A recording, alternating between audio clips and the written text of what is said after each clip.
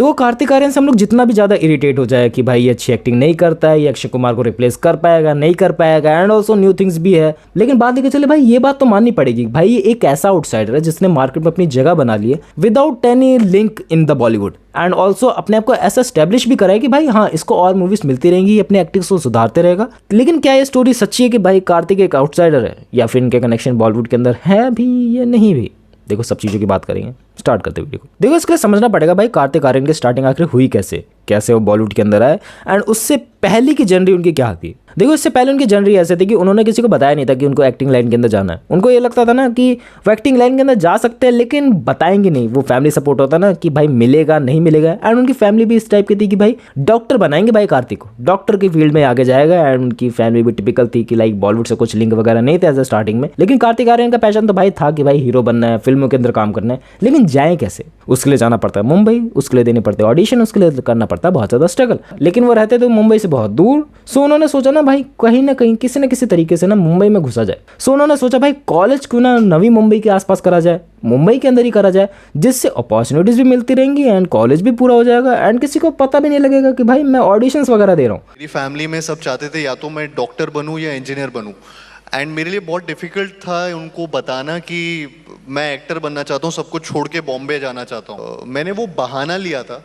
सो सारे पढ़ाई वढ़ाई जो मैंने की, सारे एग्ज़ाम्स जो कॉलेजेस के दिए, वो सारे बॉम्बे के आसपास के कॉलेजेस थे या बॉम्बे के अंदर के थे, ताकि मैं बॉम्बे पहुंच जाऊं। एंड उनकी स्ट्रैटेजी बहुत अच्छे तरीके से काम करी, उनका कॉलेज भी चल रहा है एंड साथ ही साथ ऑडिशन भी दे रहे हैं। हालांकि वो कॉलेज पर कम ही ध्यान देने लगे थे भाई, क्योंकि उनका मेन फोकस था कि भाई एक्टर ही बनना है। मम्मी पापा को बोल के कि इंजीनियरिंग करने के बहाने से बॉम्बे आया, बट मैं कॉलेज बिल्कुल नहीं जाता था। सबसे पहली चीज़ जो मेरे टीचर ने मुझसे पूछी थी, उन्होंने पूछा था मेरा नाम बता दो तो वो तुम्हारा एग्ज़ाम है, क्लियर हो जाओगे। तो मैं इतना फेमस हो गया था ना आने के लिए कॉलेज में, because I was always into कि मेरे को एक्टर बनना है। एंड इनके फैमिली को इस बारे में कुछ भी नहीं पता था कि भाई ये एक्टर बनना चाहता है, कुछ बनना चाहता है। उनको ये लग रहा था कि भाई ये डॉक्टर की पढ़ाई करने जा रहा है, लेकिन असल में कार्तिक के मन में ही था कि वो चीज़ें कि भाई करेगा कुछ, लेकिन क्या करेगा पता नहीं। कि भाई ऐसे मुंबई जाने से ही तो एक्टर नहीं बन जाते ना, बहुत ज़्यादा स्ट्रगल सहना पड़ता है, एंड मे बी स्ट्रगल सहने के बाद भी गारंटेड नहीं है कि तुम लोगों को मूवीज़ वगैरह में काम मिल जाए, क्योंकि इतना हलवा तो नहीं है चीज़ें सब। एंड उनके बहुत जगह पे ऑडिशंस हुए, बहुत जगह पे उन्होंने ट्रायल एंड एरर करे, लेकिन उनको कुछ खास रोल ऑफर नहीं हुए, या फिर मैं कहूँ रोल ही ऑफर नहीं हुए। उनको गेट से भगा दिया जाता कि भाई आउटसाइडर कैसे एंट्री दे देंगे। सो उस वजह से उनको बहुत ज़्यादा स्ट्रगल्स भी सहना पड़ा। एंड ऑल्सो कहूँ उस टाइम पे उनकी एक्टिंग उतनी रिफाइन नहीं थी। हाँ, हालांकि अभी भी उनकी एक्टिंग इतनी ज़्यादा रिफाइन नहीं लगती है, लेकिन उस टाइम पे उससे भी ज़्यादा घटिया उनकी एक्टिंग थी। लेकिन एक कमाल की बात हुई भाई, उनके पैशन और जज्बे को देख के ना एक इंस्टीट्यूट ने उन्हें ऑफर करा फ्री अपना कोर्स, मतलब उनके लिए एक्सक्लूसिव फ्री था, क्योंकि उनकी जज्बे को देख के, उनकी एक्टिंग को देख के उनको दिया गया कि भाई जो पेड कोर्सेज होते हैं ना जो सिखाते हैं एक्टिंग को, उनको फ्री में दिया गया। एंड उसके बाद उनकी एक्टिंग रिफाइन हुई, एंड उसी इंस्टीट्यूट के बदौलत उनकी एक्टिंग में जो रिफाइनमेंट है, उन्होंने जब ऑडिशंस दिए तब कहीं जगह उनके चांस लगने के बढ़ गए कि लाइक जहाँ पर उनको अप्रोचेस नहीं मिल रही थी वहाँ ना के बराबर अब कुछ अप्रोचेस हो रही है कि भाई साइड कैरेक्टर के रोल्स तो ऑफर हो रहे हैं, लेकिन उस तरीके के रोल्स ऑफर नहीं हो रहे कि भाई सेलेक्टेड है तू, सेलेक्टेड है, कल से मूवी स्टार्ट हो रही है, तू आ जा ज्वाइनिंग के लिए। ये नहीं हुआ कभी भी। ये हुआ जब जाके कि भाई एक लेवल पे जब वो एकदम थका हार के बैठे हुए थे कि भाई हाँ अब कुछ नहीं हो रहा, अब चलते हैं। वो होता है ना कि भाई एक गोल्डन चांस आता है, तुम्हें पता नहीं लगने वाला होता है, वैसे गोल्डन चांस आने वाला था, लेकिन इनको पता नहीं था। एंड उन्होंने वो गोल्डन चांस अप्रोच किया, तब जाके तो वहां पर पहुंचे। एंड वो गोल्डन चांस था प्यार का पंचनामा मूवी का।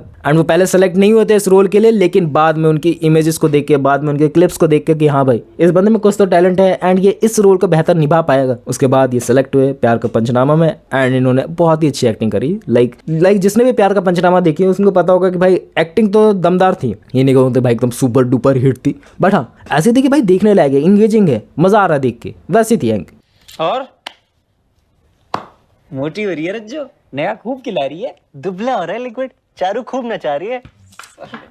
एंड उसके बाद उनको मूवी मिली सेकंड आकाशवाणी, जो काइंड ऑफ फेल हो गई। प्यार का पंचनामा सही टाइप ऑफ निकली, लेकिन आकाशवाणी फेल हो गई। लेकिन एक डिफरेंट कैटेगरी उन्होंने चूज करी कि भाई हाँ डिफरेंट टाइप ऑफ रोल्स भी निभाने उन्होंने ये सोचा। लेकिन एज ए स्टार्टिंग फेज में कहा जाए तो भाई मूवी मिल जाए वही बहुत बड़ी बात होती कि भाई एक मूवी के बाद दूसरी मूवी मिल ही नहीं रही है, लेकिन उनको दूसरी मूवी में मिली, तीसरी मूवी में मिली, जिसके बाद उनकी मूवीज पे मूवीज मिलती चली गई। लाइक थर्ड मूवी के बाद लेकर चले तो सुभाष घाई की उन्होंने 3 फिल्में साइन करी, काची, प्यार का पंचनामा 2, guest in London. And in movies में वो बात नहीं थी। लाइक तुम लोग रिमेंबर कर पाओगे इस बंदे ने कभी ना कभी काम करा बॉलीवुड में, बट ऐसा नहीं है कि वो मेमोरेबल हो कि भाई उसको याद कर पाए सालों सालों तक। लेकिन भाई वो कहता है ना, अगर तुम लोग लगे रहो तो तुम लोग को कोई ना कोई मूवीज मिलेंगी, तुम लोग को कभी ना कभी तो सक्सेस मिलेंगी, तुम लोग को कभी ना कभी तो वो रेपुटेशन मिलेगी कि भाई एक नया बंदा आया मार्केट में, तूने इसकी मूवी देखी क्या। एंड वही इनके साथ भी हुआ। दैट वॉज सोनू के टीटू की सी टीम, नॉट दैट। तुम लोगों ने बड़े डिगी डिगी सॉन्ग सुना हुआ है। वो बंदा यही है ना, उसमें यही है।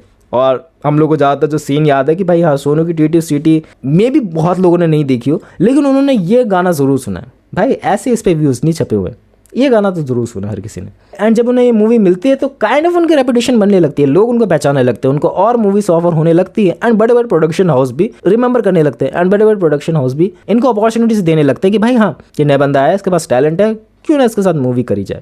एंड धर्मा प्रोडक्शन का भी यही हाल था, करण जौहर की नज़र इस पर पड़ी एंड करण जौहर ने मूवी करनी चाहिए। इस बंदे के साथ 3 मूवीज ऑलरेडी साइन हो चुकी थी, लेकिन कभी वो शूट नहीं हुई। ऐसा क्यों हुआ कि भाई कुछ कॉन्ट्रोवर्सीज हो गई थी बैक एंड में। इनको मूवी मिली थी, गुड न्यूज़ करके कोई मूवी थी, एंड उसमें जो दिलजीत पाजी का रोल है वो इनको मिलने वाला था, लेकिन बाद लेके चले इन्होंने वो रोल ठुकरा दिया या फिर ठुकरा दिया गया, वो तो क्लियर नहीं हुआ। बाद में जाके कहा गया कि भाई कार्तिक आर्यन ने खुद ही रोल छोड़ दिया, बट करण जौहर की तरफ से स्टेटमेंट थी कि भाई जो मार्केट में रूमर फैले थे कि भाई निकाल दिया गया, क्योंकि उस टाइम पे करीना कपूर के साथ कार्तिक आर्यन का लफड़ा चल रहा था जो करण जौहर को पसंद नहीं आया, सो इस वजह से निकाल दिया गया। ऐसे सब रूमर्स थे। अब मे भी भगवान जाने भाई क्या चीज़ें रियल थी क्या चीज़ें नहीं थी, बट जो सुनने में मिला मैंने तुम लोग को बताया सब चीज़ें। एंड उनको उस टाइम पे गुड न्यूज़ तो नहीं मिली, लेकिन उनको मूवी मिली लुका छुपी। देखो हम लोग को ये याद है, लुका छुपी नाम की कोई मूवी आई थी, ट्रेलर याद है मुझे। एंड ऐसा भी है कि बहुत लोगों ने देखी है मूवी, बिकॉज उस टाइम में फनी फैक्टर थे ज़्यादा, कि तुम लोगों को पता है भाई जब से जियो आया उसके रेवोल्यूशन के बाद ऐसी काइंड ऑफ मूवीज़ चलने लगी थी।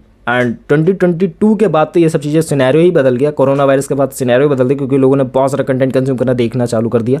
लेकिन उससे पहले लोगों का ह्यूमर था उस टाइप का कि वैसी मूवीज़ वो देख सकते हैं। लेकिन ऐसी बात नहीं कि अभी सक्सेस रुकने वाली है, अभी तो सक्सेस और मिलने वाली है। एंड 2022 में लॉन्च हुई भूल भुलैया 2, मैं गलत नहीं तो 2022 में लॉन्च हुई थी वो। एंड उसके सक्सेस को तुम लोग जानते हो भाई, कितनी ऊपर तक गई, कितने फेम कमाया, कितना नाम कमाया उस मूवी ने। भले ही लोगों को पसंद ना हो, भले भाई कंट्रोवर्शियल चीज़ों में फंसी रही हो, लेकिन ये है ना कि भाई बेकार से बेकार मूवी के साथ अगर तुम्हारा नाम जुड़ जाए ना, बेकार से बेकार चीज़ जो पॉपुलर हो रही है उसके साथ तुम्हारा नाम जुड़ जाए ना, तुम ही फेमस हो जाओगे। बहुत सारा क्रिटिसिज्म मिला उस बंदे को कि भाई ये अक्षय कुमार को कैसे रिप्लेस कर सकता है, ऐसी चीज़ें कैसे हो सकती हैं। कार्तिक आर्यन ने खुद ये स्टेटमेंट दी कि भाई मैं उनको रिप्लेस नहीं कर सकता हूँ, मैं ये रोल करना भी नहीं चाहता था। ऐसे सब बड़ाई चढ़ाई वाली बात हुई। मैं खुद से तो नहीं करना चाह रहा था, बिकॉज इट्स टू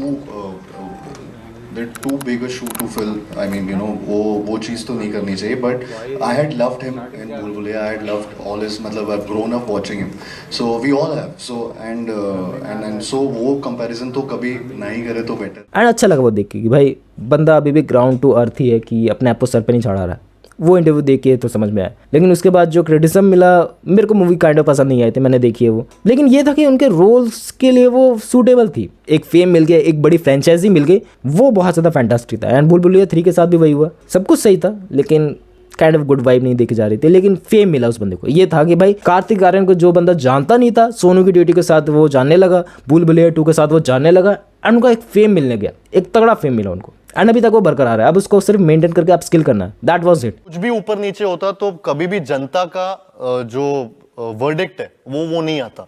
जनता का वर्डिक्ट फाइनल वर्डिक्ट होता है, और वही भूल भुलैया 2 के साथ था। जितना प्यार मुझे उससे मिला है, मुझे पता है कि चाहे वो बच्चे चाहे बड़े, सब आउटफिट तक पहन के मेरे सामने आते थे रू बाबा वाली, तो मुझे उसमें बड़ा मजा आता था। लेकिन कॉन्ट्रोवर्शियल चीज़ें बहुत सारी हुई कि भाई रोल के लिए सूटेबल नहीं है, ये चीज़ें नहीं है, वो चीज़ें नहीं है। आई एग्री विद इट कि भाई वो रोल के लिए सूटेबल नहीं थे, लेकिन इसके बाद से उनके पास अपॉर्चुनिटीज़ के द्वार जो खुले हैं ना, क्या ही कहने। क्योंकि दिल से अच्छा लगता है जब कोई आउटसाइडर जो टैलेंटेड है, जिसको वर्क देना चाहिए, उसको वर्क मिल रहा है। अब हालांकि वो उस वर्क के लिए बेटर नहीं है, मे बी चंदू चैंपियन जैसे रोल के लिए वो बेटर है, डिपेंड करता है तुम्हारी सोच के ऊपर। मैं भी ये एग्री करता हूँ कि भाई वो रोल के लिए बेटर नहीं थे, लेकिन क्योंकि अभी स्टार्टिंग हुई है तो अभी रोल बेटर नहीं मिल सकते। अभी वो अपनी जो भी एक्टिंग स्किल्स का उसको नहीं दिखा सकते होते अच्छे तरीके से, क्योंकि अभी उन्होंने खुद ही नहीं देखा। उनको डिफरेंट टाइप ऑफ एक्सपेरिमेंट करने पड़ेंगे अपनी लाइफ में, तब जाके वो अपनी निखार पाएंगे कि भाई कौन से एक्टिंग रोल्स के लिए ज़्यादा बेटर रहे, कौन से डिफरेंट टाइप ऑफ कैटेगरी के लिए वो ज़्यादा सूटेबल रहेंगे। ऐसा कुछ ही लोग होते हैं जो अपना टैलेंट जल्दी पहचान लेते हैं। बाकी सबको तो एक्सपेरिमेंट करना पड़ता है मेरी तरह कि भाई वीडियोस पे वीडियोस बनाते जाओ एंड तब जाके तुम्हें पता चलेगा कि तुम्हारे लिए क्या बेस्ट है। इसके लिए जाता था, पूरी तैयारी के साथ जाता था और आपको हर बार कई बार अनफिट बोल देते थे, कई बार आपको बाहर मतलब काफ़ी ऑडिशंस ऐसे दिए, कई बार छुटपुट इधर उधर के एड्स भी किए जो आज तक रिलीज़ ही नहीं हुए, मतलब छोटी छोटी कंपनीज़ के किए। तो वो सारी चीज़ें जब आप करते हैं और पैसे नहीं होते, ये सारी चीज़ें जब होती हैं तो आपको थोड़ा सा तो लगता है कि यार इससे अच्छा मैं घर चला जाऊँ शायद से, तो एक्टिंग छोड़ दूँ। But I think I am blessed कि मेरे को वो वाला दिन भी देखे हैं मैंने एंड अभी मैं इधर पे हूँ। तो इसीलिए मेरे पास एक जर्नी है मेरी खुद की, जो मेरी जर्नी है and I am really happy कि एक जर्नी होनी चाहिए, लोगों को धक्के लगने चाहिए, उनको रियलिटी चेक मिलना चाहिए एंड उसी से आप ग्रो करते हैं, उसी से आप जहाँ हैं वहाँ पे पहुँच पाते हैं। अदरवाइज़ मेरे को अगर मेरी प्लेट पे सजा के सब दे दिया जाता तो मैं उस चीज़ की वैल्यू नहीं रखता।